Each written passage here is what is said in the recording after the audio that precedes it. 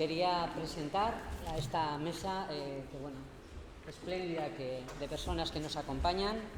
Ella es Inma Jurío Macaya, vicepresidenta primera del Parlamento de Navarra. Ana Lizarraga Dayo, directora del Servicio de Marketing Turístico del Gobierno de Navarra. Cristina Zudaire Landa, que es la presidenta del Consorcio Turístico de Tierra Estella.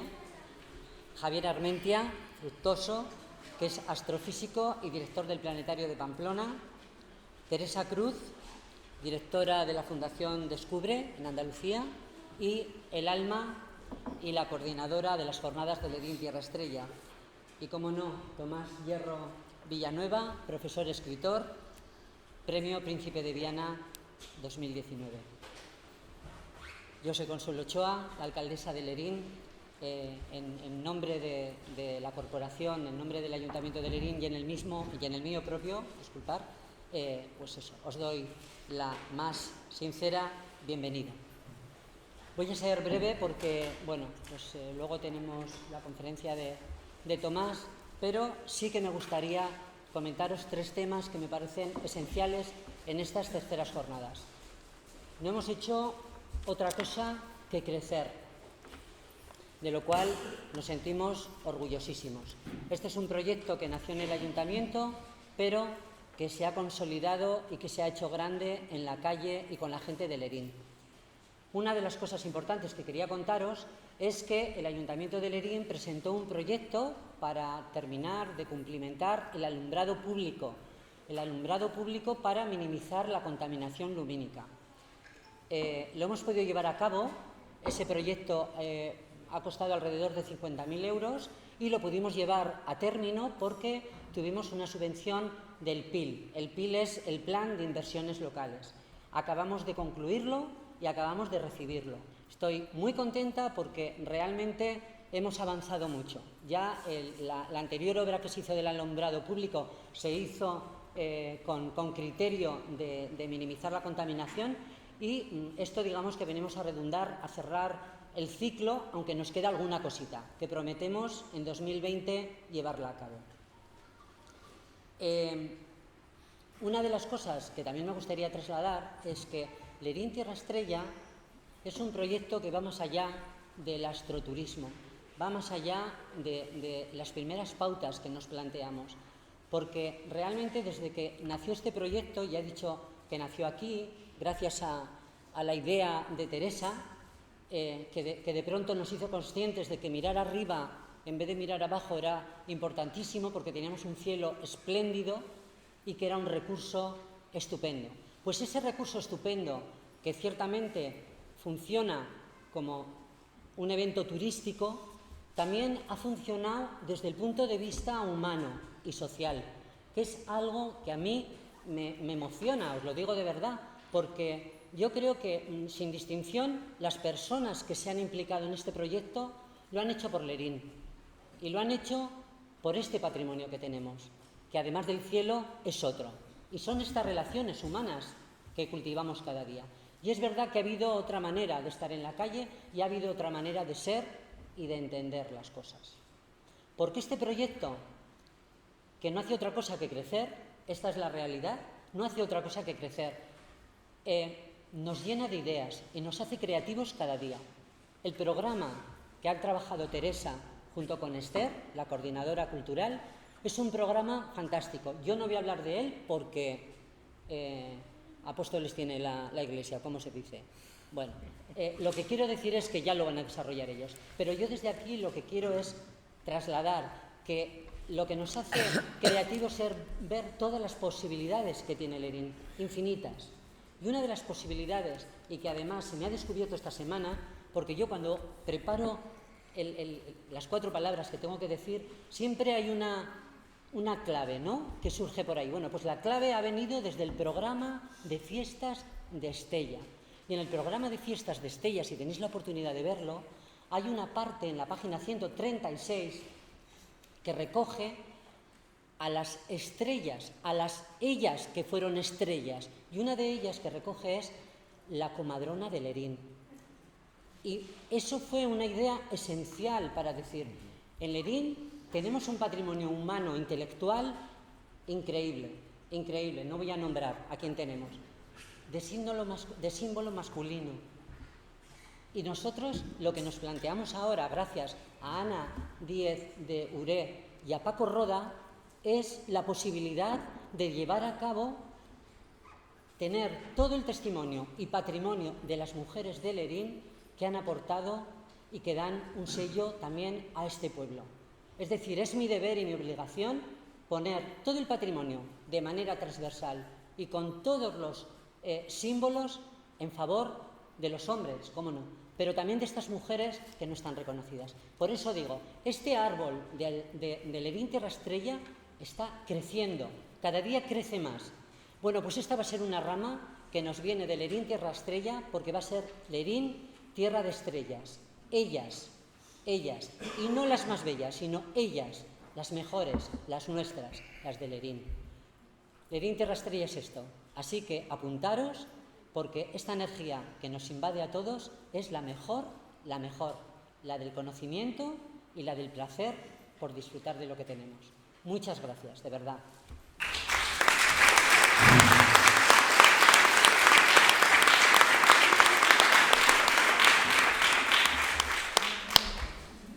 Pues, Teresa. Pues voy con el programa. Venga. Bueno, yo os voy a contar, voy a intentar ser muy sintética porque supongo que todo el mundo tiene ya el programa, ¿lo habéis cogido ya? Os voy a contar las innovaciones que hemos hecho este año, porque en Lerín somos así, hacemos las cosas bien, pero nos gusta hacerlas cada vez mejor. Entonces tenemos varias innovaciones interesantes que yo espero que disfrutéis estos días en Lerín Tierra Estrella. La primera es que, como cualquier gran evento de ciencia que se precie, tiene su pre-evento. Eso quiere decir que una semana antes de que empiece Lerín Tierra Estrella, aquí hemos tenido una actividad que ha traído la Universidad de Navarra, un cine científico, que nos lo ha traído además el director de ese documental, que se llama En el aire, y eso vamos a hacer todos los años. Unos días antes de que llegue Lerín Tierra Estrella hay que celebrar el pre-evento para estar ambientaditos. Ahora empezamos con los talleres. Las mañanas, que en otros años, en estas primeras ediciones, eran un poquito más ligeras, les hemos metido más energía, porque hemos visto que había oportunidad y que teníamos posibilidad de hacer una oferta más completa. De manera que tenemos 6 talleres. Un taller de astronomía para adultos, que lo va a dar en nivel FAR, y los otros 5 son ya para niños. Uno de física, otro de minerales, otro de matemáticas, astronomía, robótica, o sea que vamos a coger todas las áreas de la ciencia prácticamente. Y las conferencias que tenemos por la tarde, que tradicionalmente eran una conferencia de una persona, pues nos hemos venido arriba y hemos decidido hacer mesas redondas, porque pensamos que eso nos puede dar más ópticas, una información diferente y puede ser más ágil. Ya nos diréis si os gusta y en función de lo que nos digáis, evolucionaremos hacia un modelo o hacia otro. Vamos a tener 2 mesas redondas. Una mesa redonda que nos van a hablar de astronomía, que es el elemento fuerte de las jornadas, nos van a contar qué se está investigando ahora mismo en astronomía. De hecho, viene el que ha sido director del Instituto de Astrofísica de Andalucía, al que yo le pedí ayuda cuando pensé plantear esto en Lerín.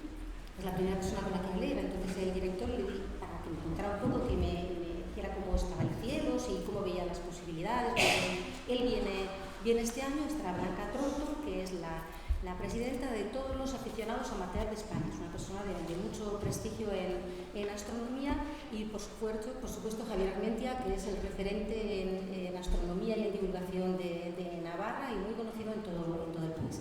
Ellos 3, que van a estar moderados por Gustavo, que lo tenemos por ahí, nos van a intentar trasladar qué se está investigando ahora mismo en astronomía. La segunda mesa redonda queremos que nos hable de cómo está cambiando el mundo con la tecnología, qué cosas vienen. Y ahí tenemos a Paco Herrero, que va a contarnos temas de inteligencia artificial, Big Data. Viene Carmen Peláez, que es una ingeniera vinculada con Lerín, no sé si es su padre o su madre, pero es una persona que viene de aquí de Lerín, ahora mismo trabaja en la Universidad Carlos III. Y viene también Matilde Barón. Matilde Barón es la directora de la estación experimental del CAIDIN, del CSIC, el Consejo Superior de Investigaciones Científicas. Tiene muchos centros de investigación y uno de ellos investiga en temas que tienen que ver con el campo. Y de eso nos va a hablar, de las plantas y del campo, y hacia dónde van las cosas más modernas que se están investigando ahora mismo.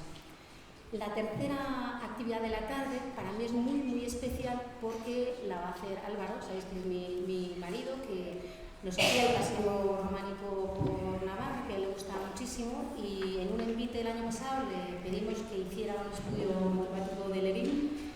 Consuelo remató faena en una visita a Granada y le hemos tenido 10 días estudiando y haciendo un estudio matemático completo de lo que es la iglesia de Lerín, y nos va a hablar de algunas cosas que tienen que ver con los movimientos de la gente de Lerín Andalucía, que hay una larga tradición de convivencia.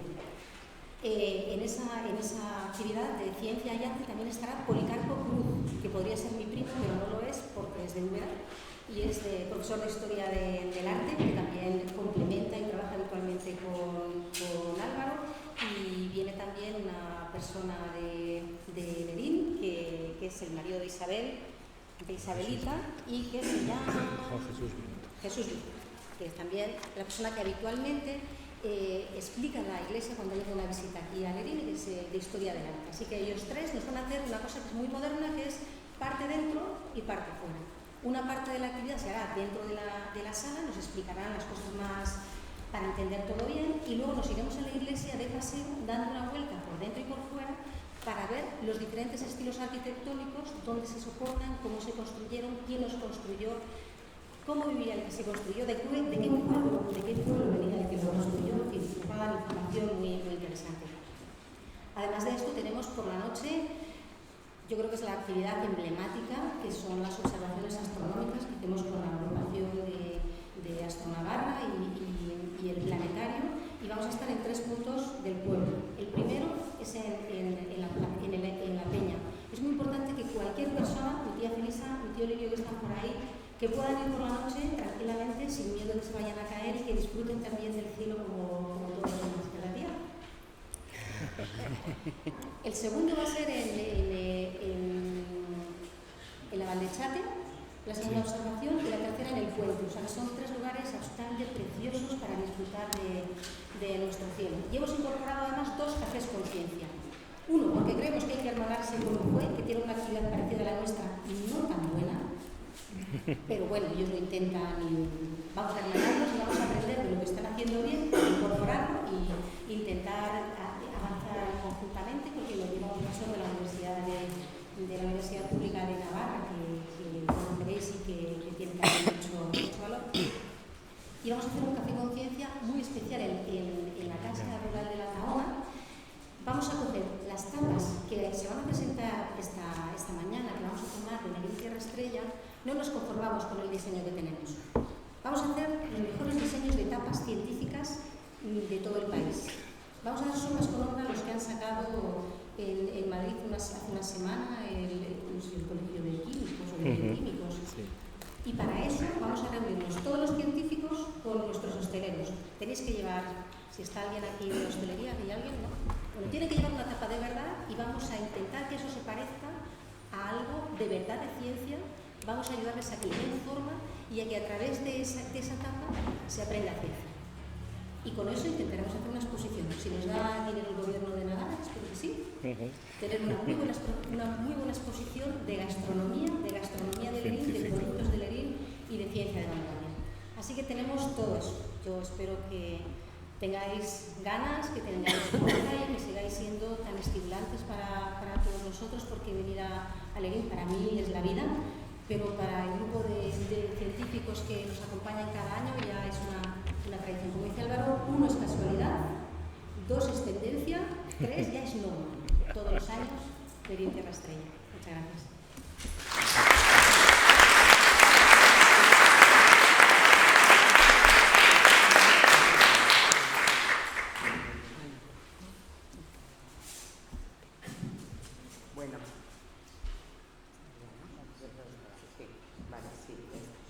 Buenos días a todos. Antes que nada, disculpadme por lo que nos cuesta llegar desde Pamplona, y la verdad es que tenía una reunión y he salido un poquito tarde.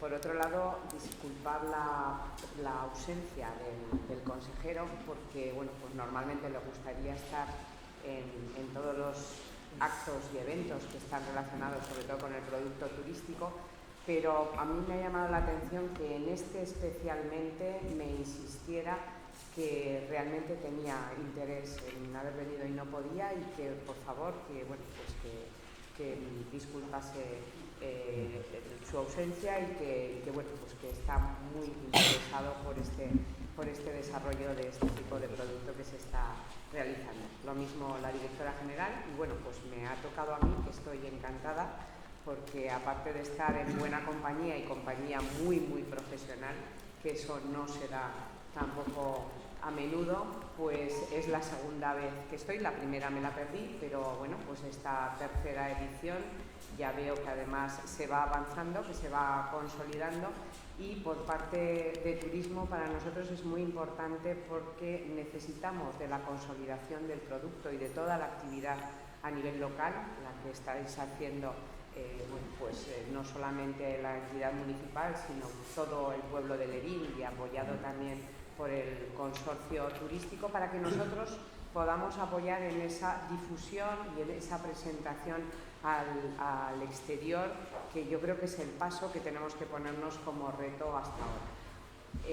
Hay una consolidación de producto, como digo, ya son las terceras jornadas, no solamente en el concepto científico, sino, lo que digo yo, es que es el primer sitio en el que se me hizo ver que hay dos productos turísticos absolutamente ligados, el astroturismo y el gastroturismo.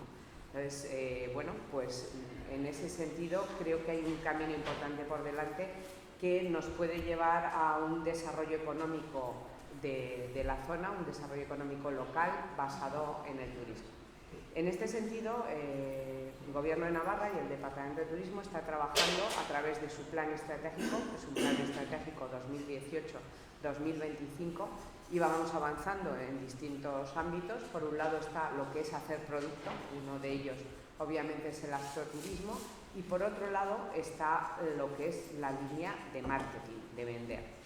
En este sentido, el ámbito local realmente lo tenéis superado y con creces. Bueno, pues hay una demanda y sobre todo una afluencia a las propias jornadas muy importante de aquí y del entorno. Tenemos que intentar avanzar a nivel ya regional, poder traer, repetir esta experiencia, no solamente en lo que son las jornadas, sino ya en otros momentos del año, y sobre todo que pueda haber agentes que también lo desarrollen. Va saliendo. De hecho, nosotros en la campaña de primavera, que se llamaba Sabores y Campo, sí que introdujimos pues ya lo que es el principio de observación. Vamos a intentar meterlo también en la de bosques y viñedos de otoño, en un esfuerzo en que las jornadas, que son un momento puntual al año, puedan repetirse y puedan dar lugar a una actividad económica que de alguna forma se quede en el pueblo y en la zona. Eso en lo que pueda ser el mercado de proximidad. Por otro lado, la semana pasada, y además es que lo miré especialmente, estuve con el secretariado del Xacobeo. El Xacobeo es el 2021, y nos juntamos en Santiago todas las comunidades de lo que está certificado por la UNESCO, el Camino Francés, que es el que entra por Roncesvalles y a través de Navarra, Rioja, Castillo y León acaba en Galicia, y el Camino del Norte, que va por Euskadi, Cantabria, Asturias, también hasta Galicia. Me llamó la atención que una de las propuestas que había dentro del grupo de sesudos, yo la verdad es que ahí iba de segunda fila, era el empezar a hacer certificados Starlight, acciones para contaminación lumínica y el concepto de observación de estrellas en el Xacobeo, con la Vía Láctea como símbolo principal, y todavía no se había empezado a pensar en ese tema. Entonces sí que vi que realmente el camino entre Lerín y Puente es un trocito del Camino de Santiago. Entonces, desde Navarra lo que hemos propuesto es que de cara al Xacobeo, al 2021, se pueda ir haciendo observación de estrellas en los puntos de Navarra y luego se siga también con las otras comunidades. Yo lo que espero es que nos echéis una mano en poner en marcha ese proyecto, que ya sería ampliar o avanzar en lo que son las jornadas, pero un poco llevándolas durante todo el año. Y ya por último, bueno, pues el cliente que viene de fuera es increíble porque hay veces que nos tienen que decir lo bueno o lo inusual de nuestro propio producto a alguien que viene de Alemania, que viene de Francia o a veces que viene de Estados Unidos o de Japón. Entonces, este tipo de productos los estamos empezando a mover en el mercado alemán sobre todo y en el mercado francés, aparte también en lo que son Estados Unidos, y sorprende que esa relación entre lo que es el astroturismo y el gastroturismo pues tiene bastante camino. Por otro lado, creo que esto no es nada nuevo para vosotros, porque el año pasado, hablando con la responsable de las casas rurales, tenéis y acogéis de una manera que solo sabemos hacerlo aquí en nuestra tierra a gente que viene de Alemania, de Filipinas, a pasar el verano y a disfrutar no solamente de este producto, sino de todo lo que tenéis en la zona. Pues por mi parte, daros la enhorabuena, que sepáis que ahí estamos y que bueno, pues estamos no solamente para las jornadas, sino para ir desarrollando producto a partir de ahora y que bueno, pues enhorabuena y a trabajar. Muchísimas gracias. ¿Vas a decir algo? No, yo creo que no. No, gracias. Bueno, pues, Así es algo Tomás, importante. si alguien quiere decir algo más. Sí. Sí. Venga. Inma. Bueno, buenos días a todos y a todas. En primer lugar, deciros que vengo en representación del Parlamento de Navarra y mostrar el agradecimiento desde el Parlamento a Consuelo por habernos invitado a estas jornadas. Jornadas que hemos ojeado, que ya sabemos que es el tercer año que se celebran, que tienen gran afluencia y que nos parecen muy interesantes. Muy interesantes tanto desde el punto de vista de los adultos, pero sobre todo nos ha parecido muy interesante esos talleres que se celebran con niños en torno a ese acercamiento a la astronomía desde diferentes puntos de vista y que implican pues eso, que empiecen a tomar gusto a diferentes materias y con profesionales que les van enseñando desde la edad que tienen. Por otro lado, también queremos decir que apoyamos este tipo de jornadas por todo aquello que suponen en el desarrollo económico a través de la proyección del turismo, de las poblaciones que necesitan esa proyección, que les impulse. Vemos que se están produciendo además cooperaciones con otras universidades de España y recalcar una cosa que ha dicho Consuelo y que es lo que más importante me parece, que esto ahonda en las relaciones humanas de las personas en los pueblos y en especial el sentido que se le quiere dar esta vez, que tiende a poner en su sitio a las mujeres tan importantes, esas estrellas, y poner en valor a las mujeres tan importantes que han existido en Lerín.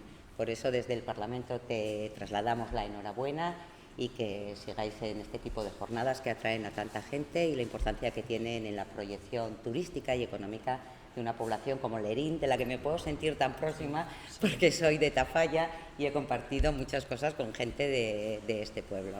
Entonces, muchas gracias y enhorabuena. Gracias a ti.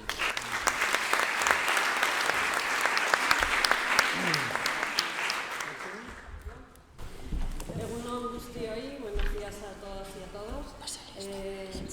Sí, estoy encantada de volver de nuevo aquí, estar con vosotros en esta inauguración de la tercera edición de las jornadas de Lerín Tierra Estrella.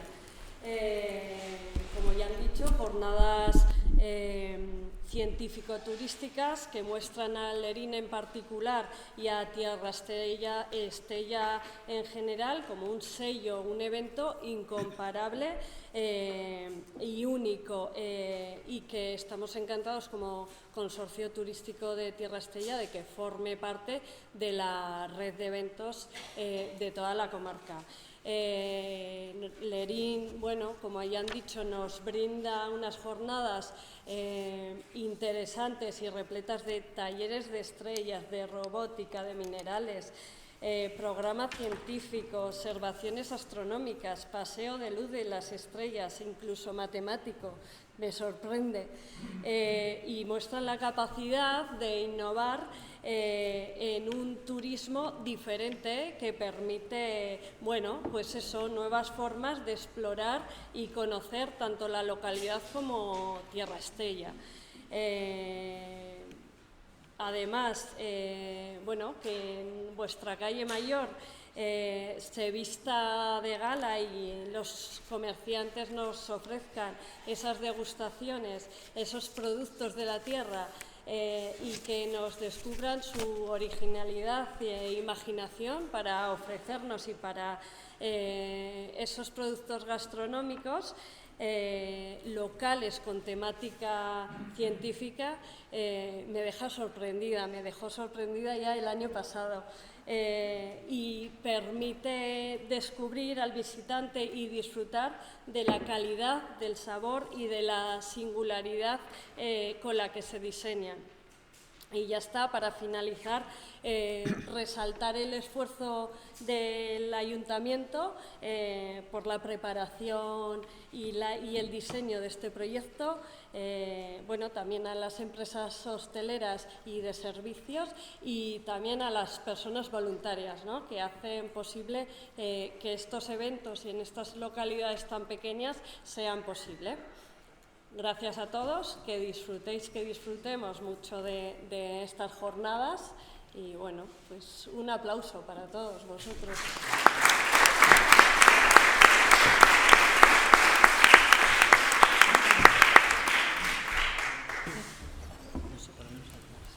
Nada, muy brevemente, Consuelo, es que también tengo ganas de escuchar a Tomás que abra un poco estas jornadas.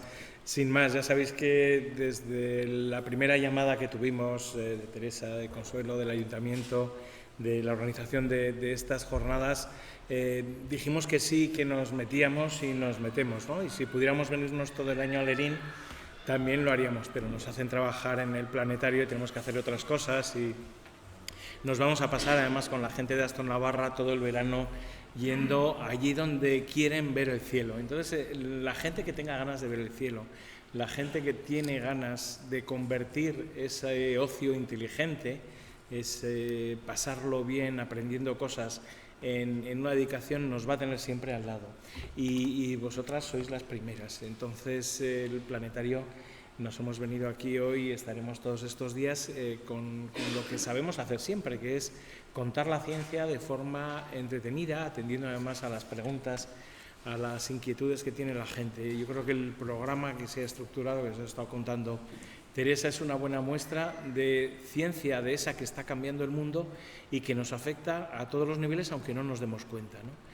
Durante una semana vamos a poder hablar más que de las cosas que llenan los periódicos. Es más, nos vamos a preguntar por qué estas cosas de las que vamos a hablar aquí, y nos lo vamos a pasar también, no llenan más los periódicos, la tele y la radio, ¿no? Y por qué estos temas, que son los que realmente son significativos, no están en la agenda del día a día, ¿no? Y nos preocupamos a veces por cosas que son mucho más cosméticas o menos interesantes.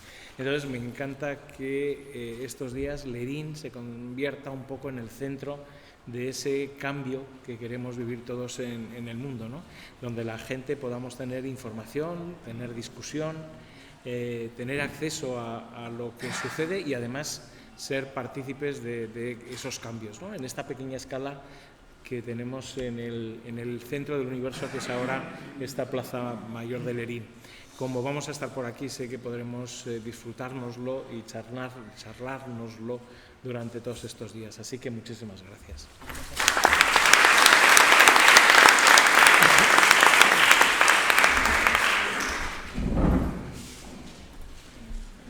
Buenos días. La verdad es que no hace falta insistir en la satisfacción y emoción que me produce una vez más estar en mi localidad natal, mi localidad del alma, mi verdadera patria, sobre todo en un acontecimiento que hace unos años hubiera sido impensable. Muchos de los que estáis aquí, amigos, compañeros de generación, sabéis que siendo nosotros niños y adolescentes, nuestra localidad tenía casi 5.000 habitantes, pero la penuria cultural era casi absoluta. Pensar que hoy tenemos aquí a un ramillete espléndido de científicos navarros, españoles, a mí me llena de orgullo y creo que tiene que ser orgullo para todas aquellas personas que vibramos con la curiosidad, con el conocimiento, que pretendemos, cada uno en la medida de nuestras limitadas posibilidades, hacer un mundo más justo, un mundo más igualitario, más libre. Se me había encomendado pronunciar una conferencia en esta inauguración de las terceras jornadas y creo que el término conferencia es excesivo porque ni el momento ni el marco quizás sea el más adecuado para dictar una conferencia en sentido estricto. En todo caso, lo que sí os puedo decir es que en los próximos días lo que yo había redactado como conferencia estará, con el permiso de la alcaldesa, colgado en la página web del Ayuntamiento y simplemente de esa conferencia un poquito más amplia y ambiciosa yo voy a extraer, aunque sea de forma un tanto atomizada, una serie de ideas en lo que podríamos llamar una charla marco, es decir, aquella que trata de fijar una serie de ideas, de conceptos, porque yo naturalmente no soy ningún astrónomo, no soy ningún especialista en ninguna de las materias sobre las que versan estas jornadas, pero indudablemente la curiosidad cultural e intelectual es algo que me ha acompañado desde niño, desde mi más tierna infancia en Lerín. Hoy, con mucha frecuencia, en los medios de comunicación, en las conversaciones, suele hablarse, a veces con muy poco rigor, de términos como cultura, ciencia, humanidades, y hacemos de todo ello un popurrí que a veces, lejos de aclarar los conceptos y servirnos de pauta de conocimiento, incluso de pauta orientativa para los responsables políticos, hace de todo ello un conglomerado sumamente confuso. Pues bien, con suma humildad voy a tratar de aclarar algunos conceptos. Y voy a empezar con algo que me toca muy de cerca. El año 1997, el Gobierno de Navarra, a propuesta del Consejo Navarro de Cultura, concedió el premio Príncipe de Viana, nada menos que al ilustre catedrático roncalés de Isaba, Pedro Miguel Echenique. Pedro Miguel Echenique es un catedrático de física de la materia sólida. Ese año obtuvo el Príncipe de Viana, pero al siguiente nada menos que el premio Príncipe de Asturias. Ha sido catedrático en la Universidad de Cambridge y es una de las grandes lumbreras científicas, no solamente nacional, sino internacional. En ese momento, por la responsabilidad que yo ocupaba en el departamento, me cumplía desarrollar la labor de miembro del Consejo Navarro de Cultura y secretario. Hubo una discusión sobre los diferentes candidatos y, lógicamente, quienes representábamos al Gobierno no podíamos pronunciarnos por ningún candidato, pero por mi condición de secretario tuve que hacer algunas aclaraciones que hoy, cuando las pienso, son para echarse a reír. Y es que algunos miembros del Consejo ponían pegas, todo el mundo decía, de Echenique nadie discute sus méritos, pero este hombre no ha aportado nada a la cultura, es un científico. Y yo me eché las manos a la cabeza, cosa que me cuesta, casi creo que perdí por algún momento los papeles y dije, pero ¿cómo es posible que un señor que tiene esta aportación le estemos regateando su aportación a la cultura? Aporto este dato porque es muy significativo. Han pasado ya 22 años de ese acontecimiento, pero todavía uno escucha y lee comentarios en los que, de forma muy falta de rigor e irresponsable, se asocia la cultura con el humanismo, es decir, lo asociamos con la historia, con la filosofía, con la religión, con el derecho, con las bellas artes, con la literatura, con el cine, y, en cambio, lo científico es como una parcela importante de conocimiento reservada a unos tipos extraños de los cuales tenemos aquí en esta sala ejemplos muy ilustres. Eso, naturalmente, es un error absoluto. Al hablar de estas cuestiones, yo siempre suelo decir, por deformación profesional y por convencimiento, que el diccionario de la Real Academia Española suele ser siempre una pauta muy orientadora para adentrarnos en caminos cuanto más complicados sean mejor. Y voy a leer, por ejemplo, la definición que en dicho diccionario se da del término cultura, por otra palabra muy amplio, muy polivalente, con muchas significaciones. Cultura, conjunto de conocimientos que permite a alguien desarrollar su juicio crítico. Por lo visto, ser catedrático de física no da elementos para tener juicio crítico. Con otra definición más amplia: conjunto de modos de vida y costumbres, conocimientos y grados de desarrollo artístico, científico, industrial en una época o grupo social. Como veis, esta segunda definición o acepción del término cultura es mucho más amplia y expresamente se habla de lo científico y lo artístico, como no podía ser menos.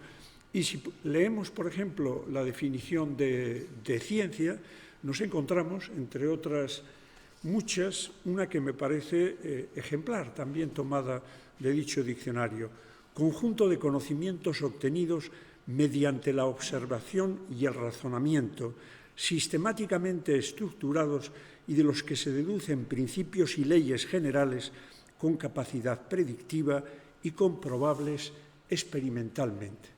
Es decir, la ciencia subraya lo objetivo, la racionalidad, el experimento, la necesidad de demostración, de la que salen unas leyes generales que pueden aplicarse a casos idénticos, semejantes, análogos.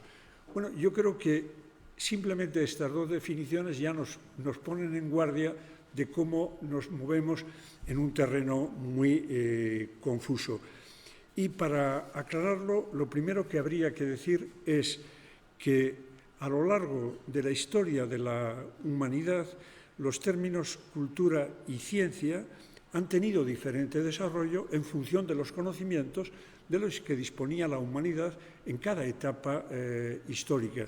Es de sobra sabido que en las culturas tradicionales, por ejemplo, de China, la India, Mesopotamia, Egipto, y no digamos ya nada de la cultura clásica griega y romana, había personas en las cuales se daba una triple condición: eran filósofos, eran científicos y eran poetas. Por lo tanto, no distinguían en su actividad intelectual, en las relaciones con los demás, en sus escritos, en sus conversaciones, esa división en parcelas que hoy tenemos como consecuencia inevitable del aumento de los conocimientos, que en la práctica hace que cualquier persona sea incapaz, por mucho que se dedique a ello, de conocer no todos los conocimientos que se disponen, ni siquiera, con frecuencia, los de su propia especialidad. Pues bien, a lo largo de los siglos, sobre todo en la cultura occidental, se ha debatido constantemente esta especie de convivencia, a veces convivencia enemistosa o recelosa entre las humanidades y la ciencia. Y os voy a aportar algunos detalles. Por ejemplo, es sabido que en Europa, en el viejo continente, Gran Bretaña, Inglaterra, pues ha sido uno de los países pioneros en el mundo de la ciencia y de la investigación. Y, sin embargo, prácticamente desde el siglo XVII ya hay detractores de la ciencia. Hay escritores, poetas que dicen, pero bueno, estos científicos son unos aguafiestas. Resulta que estábamos mejor cuando Newton no nos había hablado de la luz y de la refracción y de no sé qué cosas, y veíamos con nuestra imaginación el arco iris o la noche. U otros que decían, la naturaleza es mejor contemplarla sin entrar en un análisis científico de la misma. Y esto lo dijeron ingleses, pero lo dijeron alemanes, también lo dijeron, lamentablemente, algunos españoles. Pero yo quería subrayar un caso que me parece muy extraordinario, y es uno de los grandes poetas del romanticismo inglés, Coleridge, que vive entre 1772 y 1834, y cuando éste era ya un hombre veterano, muy prestigioso en el campo de la poesía inglesa, que había difundido por toda Europa, algunos colegas suyos le reprenden una manía que tenía este hombre. Fijaos qué manía tan rara. Era acudir nada menos que a la Real Institución de Londres a unas clases de química que daba un tal Humphrey David, del que supongo que los científicos que estáis aquí conocéis todo, yo no lo conozco casi todo, excepto, eso sí, que fue el descubridor de la electrolisis y de varios elementos químicos. Dirían, pero ¿cómo tú pierdes el tiempo yendo a una clase de química? ¿Y sabéis cuál era la razón que este hombre aportaba? Decía, asisto a dichas clases para enriquecer mis provisiones de metáforas. Es decir, en el lenguaje, en la nomenclatura que empleaba este profesor de química, él encontraba un auténtico filón de lenguaje para enriquecer su propio lenguaje poético. Nos estaba hablando, pues, de esa vinculación inexorable entre ciencia y literatura, humanidades en sentido amplio, en este caso literatura y más en concreto poesía, como utilizadoras, formas de conocimiento del mundo que estaban utilizando el mismo lenguaje y que harían muy mal en vivir en cisma, divorciadas, separadas, sino compenetrándose en ese punto clave del lenguaje. Sin embargo, o mejor dicho, reforzando esta idea de esa compenetración ciencia-humanidades, hay un gran escritor español del que todos habéis leído muchos de sus textos, pero particularmente las rimas, Gustavo Adolfo Bécquer. Y bueno, cuando hablamos de Gustavo Adolfo Bécquer, todo el mundo está pensando en las rimas, sus poemas de amor maravillosos, con el que tantas personas nos hemos iniciado en la literatura y en la poesía.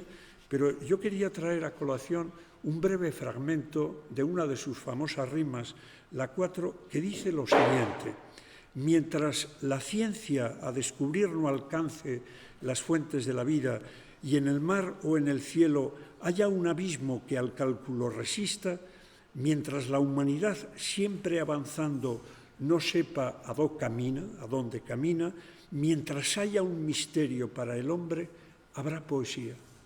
Fijaos qué bien ha entendido este hombre cómo el conocimiento no tiene barreras, que esa separación de muros entre lo científico y lo humanístico es absurdo, porque en el fondo al científico, al humanista, al literato, al jurista, lo que le mueve es la curiosidad, lo que le mueve es el misterio, lo que le mueve es descifrar aquello que está oculto, lo que le interesa es desvelar, quitar las tinieblas.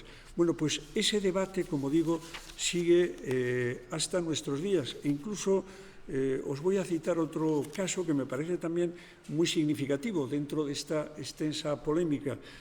Seguramente todos los que estáis aquí habéis leído algún cuento, alguna novela de Edgar Allan Poe, el gran escritor norteamericano, el precursor de la novela negra. Bueno, pues este hombre tiene un soneto a la ciencia en el que no deja títere con cabeza. Dice que los científicos, bueno, pues que son un desastre, que han matado el encanto que tiene el mundo, y sin embargo, el propio autor olvida que en todas sus obras, sin excepción, precisamente estas novelas negras, él está utilizando esos requisitos que le pedimos a la ciencia de racionalidad, exactitud, argumentación, etc. Es decir, incluso una persona tan inteligente como este gran escritor norteamericano es víctima de este absurdo prejuicio. Por lo tanto, esa dicotomía, esa especie de lucha entre las dos culturas prácticamente llega hasta nuestros días y en este sentido, al menos de manera, no sé si real, pero por lo menos oficiosa, empieza a cambiar sustancialmente, al menos en teoría, a partir del año 1959.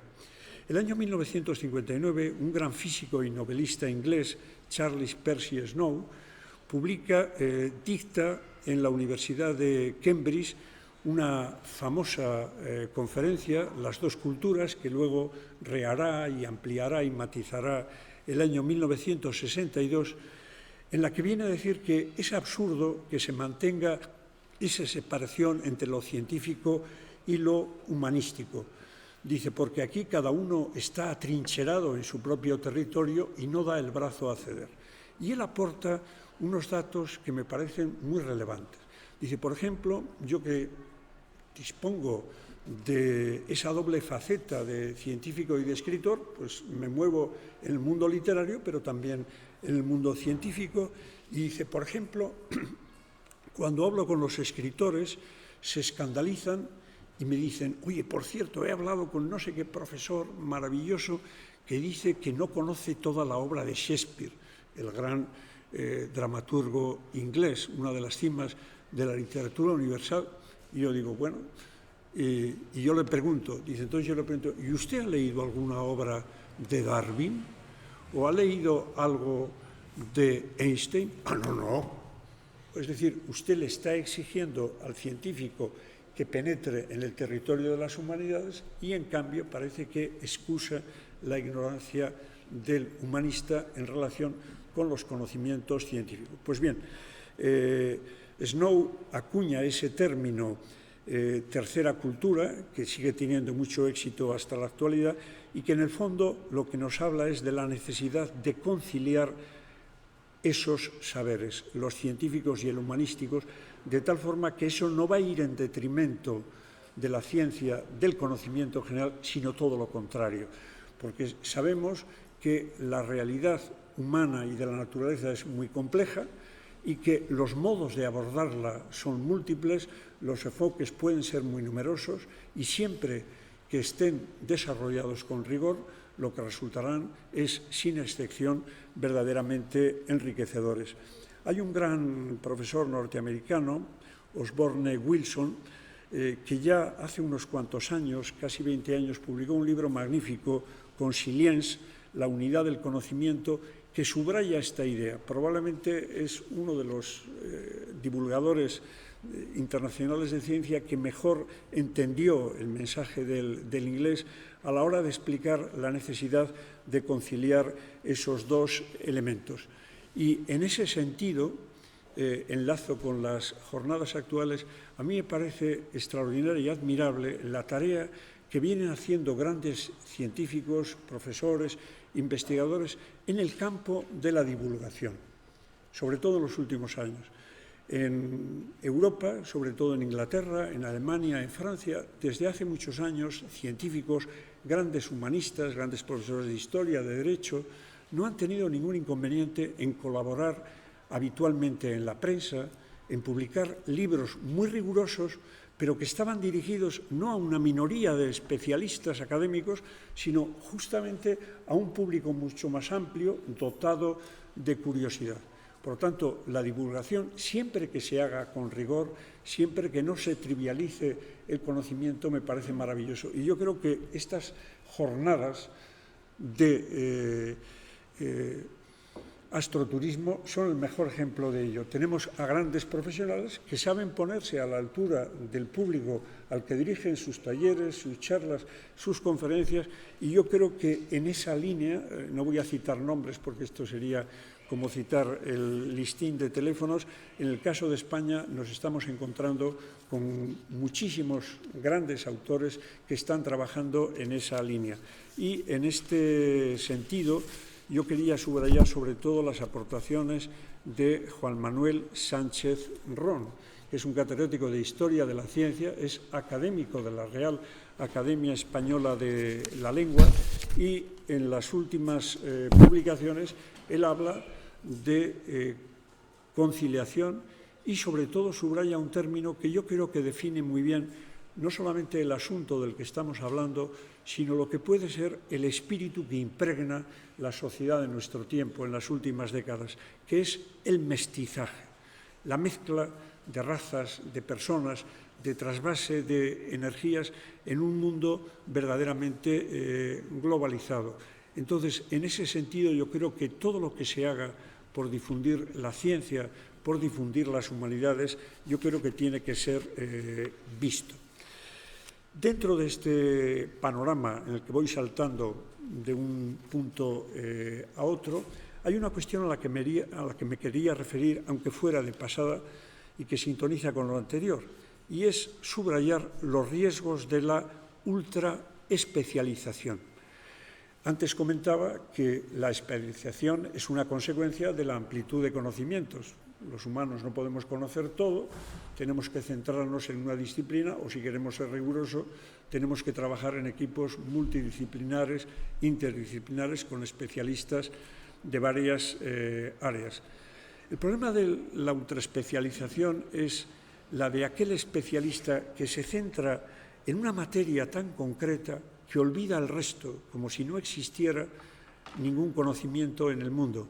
Y eso es especialmente lamentable, por ejemplo, el que alguien sea capaz de dominar una materia humanística o científica a la perfección y a lo mejor desconozca los fundamentos esenciales de la condición humana, lo que tiene que ver con la ética, con la moral, con la justicia, con la libertad, que es, en definitiva, la que hace de la convivencia un motivo de dicha, de fertilidad, de desarrollo personal, de desarrollo interior. Y en este sentido quería destacar tres nombres. Nuestro ilustre paisano Amado Alonso, al que todos los que estáis aquí conocéis por sus escritos de sobra. Él hablaba ya en los años 30 de los peligros de la ultraespecialización, y bien que trató de combatirlos. Subrayo la figura de Alonso porque me parece ejemplar en el asunto que estoy comentando. Él fue un científico de la filología, él fue un científico de la historia de la lengua. Los métodos que él emplea son los que puede emplear cualquier bioquímico en su laboratorio. Pero al mismo tiempo es un hombre que con gran rigor despliega toda su capacidad en sus libros de crítica literaria o en sus numerosísimas aportaciones a la prensa en los casi 20 años que estuvo en Buenos Aires al frente del Instituto de Filología. Él habló de todas las materias que a él, como persona inquieta, le importaban, no solamente de lengua y literatura, habló de política, habló de convivencia, habló de religión, absolutamente de todo. Durante varios años, Amado Alonso en Buenos Aires llevó un programa de radio justamente en el que hablaba de libros, en el que entrevistaba a escritores, en el que tuvo ocasión de dar a conocer conocimientos del mundo de las humanidades amplísimo, cosa que, por cierto, algunos colegas del departamento le criticaban. Pero ¿cómo, siendo usted un ilustre profesor, es capaz de perder el tiempo yendo a una emisora de radio o publicando artículos en la prensa? Yo creo que eso responde muy bien a ese sentido omnicomprensivo, es decir, aquel que aborda el conocimiento en todas las facetas hasta donde llegue, naturalmente. Pues bien, ese creo que es, y nos toca de cerca, un caso muy ejemplar. Otro es el del gran humanista Steiner, cuando habla del investigador con un sentido despectivo ultraminiaturista. Dice, no es que ya se concentre en algo concreto, es algo ya tan sumamente mínimo, sumamente minimalista, que prácticamente es como si el resto del mundo no existiera. Y luego quiero subrayar también otra figura, si tenéis oportunidad de acercaros a alguno de sus libros, los mismos que a los de Steiner, os lo recomiendo, que es el de ese escritor, ensayista sumamente preocupado por la ciencia, el alemán Hans Magnus Enzensberger, que por cierto fue Premio Príncipe de Asturias de Comunicación y Humanidades. Pues él, hablando de la ultraespecialización y del investigador, pero no habla solo del científico, habla del escritor o habla del profesor de Derecho o del psicólogo, que solamente se concentra en esa materia como si el resto del mundo no existiera, y habla en términos sumamente despectivos de idiota especializado. Idiota especializado, creo que es un término muy significativo. Dice idiotas especializados con dos variantes, lo que él en francés llama idiota savant, idiota sabio en el mundo de las ciencias, e idiota letrado en el mundo de las letras. Es decir, creo que esto lo tendríamos que tener muy presente. No tanto para sentir una especie de culpabilidad e insatisfacción porque no podemos alcanzar todo, porque eso es así, no podemos alcanzar todo, pero sí por lo menos mantener viva una curiosidad por todo aquello que nos rodea, por todo aquello que nos afecta, y lo que nos afecta a todos es nuestra condición de hombres y mujeres, que es nuestro sello de identidad más importante.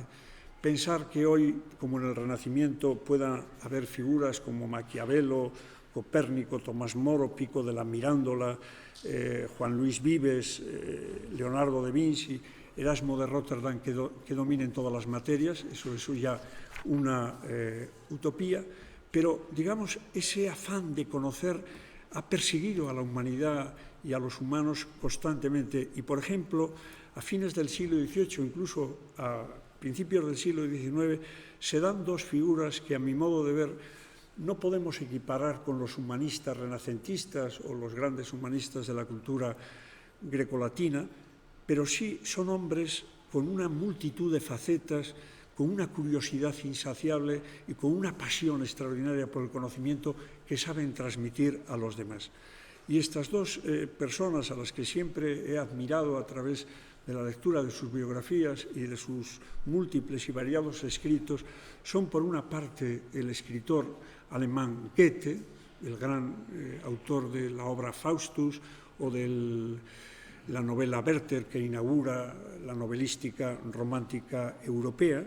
En realidad, Goethe se había dedicado siempre a la literatura, fundamentalmente al teatro, a la poesía, al ensayo, pero es que tiene libros de zoología, tiene libros de botánica, un libro sobre la teoría del color. Es decir, era un hombre en este sentido que aspiraba a ser un enciclopedista, que no ponía barreras al conocimiento. Y luego hay otro personaje que a mí me resulta sumamente atractivo, también un paisano suyo, alemán, Alexander von Humboldt. Humboldt vivió entre la segunda mitad del siglo XIX y la primera mitad, del siglo XVIII y la primera mitad del siglo XIX, y también era un hombre polifacético, geógrafo, astrónomo, naturalista y humanista. Este hombre encabezó una famosísima excursión científica por Hispanoamérica, estuvo en Brasil, Venezuela, Centroamérica, llegó a México, llevó varios barcos, llevó un equipo interdisciplinar de científicos, de humanistas. A la vuelta, él recogió sobre el propio terreno cantidad de materiales, de zoología, de minerales. Durante años se dedicó en las universidades en las que él había trabajado antes de emprender la expedición a fondo, y luego durante casi 20 años se dedicó no solamente a sistematizar lo que había recogido, sino a estudiarlo y difundirlo en sus clases, en la prensa. Es decir, me parece en este sentido admirable. Pero es que cuando leemos textos de Humboldt nos damos cuenta que en él existe de forma maravillosa, en alianza, lo que es la admiración por la ciencia y al mismo tiempo el encanto del poeta, del escritor, el que ve el misterio, el que ve la poesía, que cosas que pasan desapercibidas para la mayoría de las personas es capaz de descubrir en ellas la belleza. Como cierre de esta intervención os leeré después un poema centrado precisamente en este personaje. Si echamos una ojeada a la historia de la ciencia del siglo XVIII, lógicamente es el siglo de la razón, es el siglo de la enciclopedia francesa, es el siglo de la Ilustración. Por lo tanto, lo que hace la ciencia es arrumbar, destruir todo un conjunto de mitos, de leyendas, en cierto modo dar un aguijonazo fuerte a distintas teorías de carácter religioso, y esto simplemente es consecuencia del desarrollo humano, es consecuencia de la realidad. En el siglo XVIII y principios del siglo XIX, en España hay una serie de autores, sobre todo escritores, que ven con muy buenos ojos ese desarrollo de la ciencia, no tienen los prejuicios que hoy algunos intelectuales todavía manifiestan, y por ejemplo Tomás de Iriarte, al que seguramente todos conocemos desde la más tierna infancia por las fábulas literarias que nos contaban los maestros, en el caso de Lerín, a 10 metros de donde estamos ahora, pues este hombre le escribe una carta a uno de los grandes ensayistas españoles de la época del siglo XVIII, en el que hace un canto, como pocas veces se ha escrito en castellano, a las ventajas de la ciencia. Alguien que parecía un escritor menor y que, sin embargo, tiene la lucidez suficiente como para darse cuenta de la importancia que la ciencia tiene en el desarrollo de la persona, de los pueblos, de la humanidad.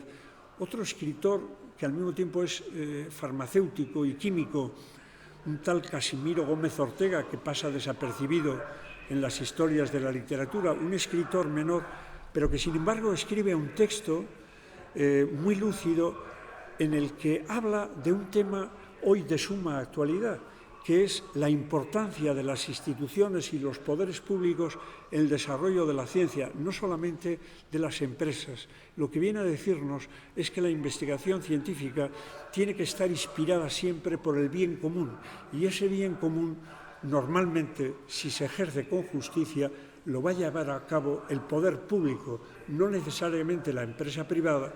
No hace falta poner ejemplos, que desarrollará investigaciones, estoy pensando en las farmacéuticas, en terrenos donde hay un campo, un comercio abonado, y que en cambio será muy recelosa para desarrollar investigaciones en materias referidas a enfermedades de carácter minoritario. Voy a poner también otro ejemplo, y es el de la expedición del gran botánico Celestino Mutis, que se hizo precisamente al antiguo reino de Granada en Hispanoamérica. También nos quedan cantidad de textos en los que vemos como en el caso de Humboldt se alía lo científico con lo humanístico. Y voy acabando. La ciencia hoy, sin duda alguna, es una superestructura extraordinaria. En cierto modo, por decirlo de manera simple, las batas blancas de los científicos han sustituido las sotanas oscuras de los sacerdotes.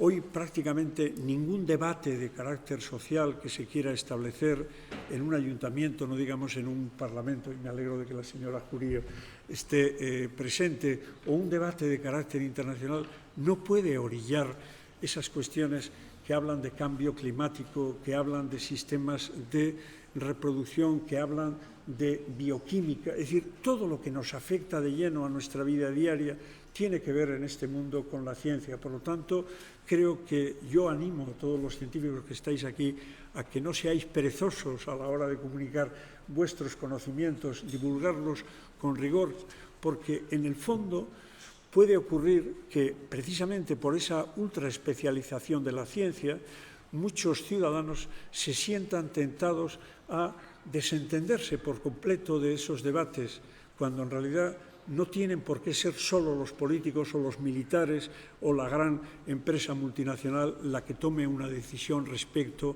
a las líneas de investigación.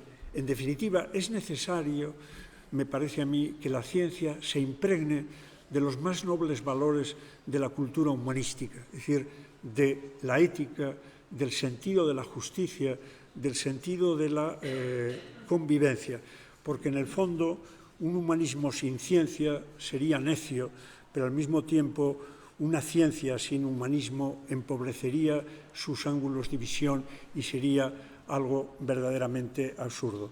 Acabo, pues, subrayando la idea que he querido transmitiros desde el principio de mi intervención, la necesidad no de separar, sino de juntar esos dos mundos. Es decir, las personas somos materia, pero somos espíritu, somos psicología, y en la naturaleza ocurre lo mismo. Por lo tanto, no son irreconciliables, todo lo contrario. Es imprescindible aunar esas dos áreas de conocimiento que son las que, en definitiva, van a desarrollar nuestras mejores capacidades interiores como personas, el sentido de la justicia, de la libertad, de la belleza, de lo hermoso, pero al mismo tiempo del rigor, de la racionalidad, de no quedarnos solo en las emociones. Y acabo esta apresurada intervención leyéndoos un poema de un escritor, de un poeta, profesor de literatura, Miguel Dors, titulado precisamente La expedición, que gira en torno a la expedición de Humboldt.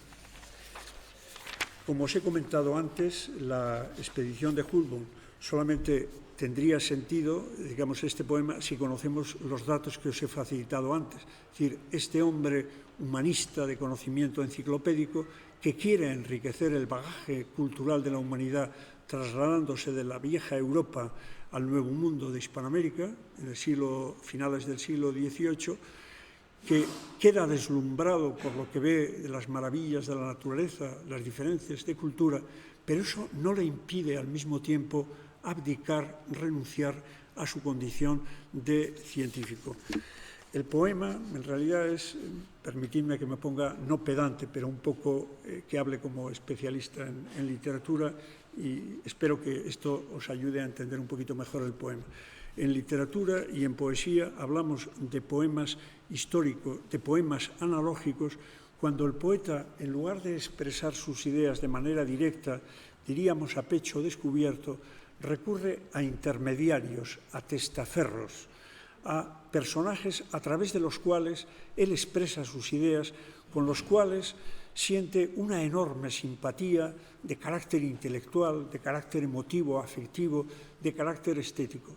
Quiero decir con esto que en realidad lo que Miguel Dors escribe de Humboldt es algo que él siente, y lo que siente verdaderamente es la pasión por aunar esas dos vertientes de las que he hablado durante estos minutos. Es decir, la necesidad de no empobrecer el mundo clasificando, ordenando, es decir, actuando como científicos, pero al mismo tiempo no quedándonos en el mero deslumbramiento. ¡Oh, qué bonito, qué hermoso! Esto me gusta, sino todos seguro que habéis oído hablar y habéis leído el libro de Kahneman, del que se han hecho múltiples ediciones, inteligencia emocional.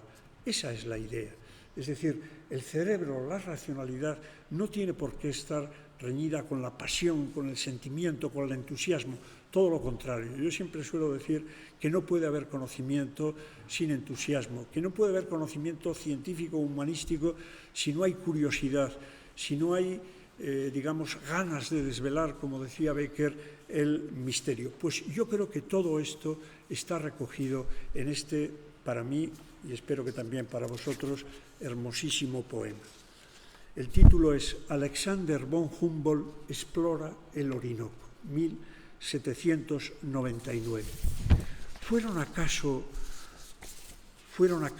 un sueño Göttingen, Fribourg, Jena, todos aquellos años estudiosos, aquellos parques de inexorable geometría, aquellas bibliotecas con profundo olor a cera y tiempo, el polvo que exhalaban los catálogos, los pacientes herbarios, los mapas, las especies y subespecies? Todo mi pasado fue un sueño. Aquí, fresca y briosa, en esta parte del poema, el autor está evocando, está recordando lo que ha sido su experiencia en las más prestigiosas universidades alemanas. Y ahora lo que nos va a hablar es del deslumbramiento que él siente en la naturaleza hispanoamericana. Aquí, fresca y briosa, la tierra me deslumbra, la profusión de las germinaciones, la realidad pujante, numerosa, insumisa, ubérrima de aromas y plumajes repentinos, y asombros y ponzoñas y cantos, las poderosas ramas que creciendo estrangulan los caminos humanos, qué reino incalculable de anónimas, bullentes espesuras. De tantas maravillas, con los ojos serenos, tomemos ejemplares, regresemos a Europa, observemos, nombremos, ordenemos, ni empobrecer el mundo, ni quedar para siempre en las tinieblas de deslumbramiento. Muchas gracias.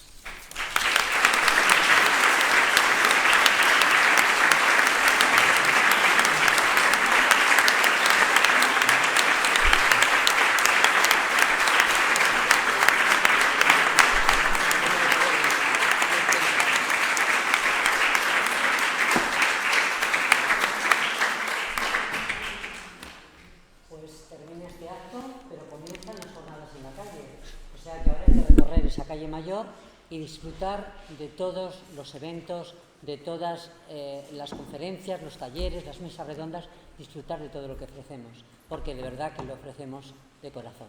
Así que muchas gracias, autoridades, a todos.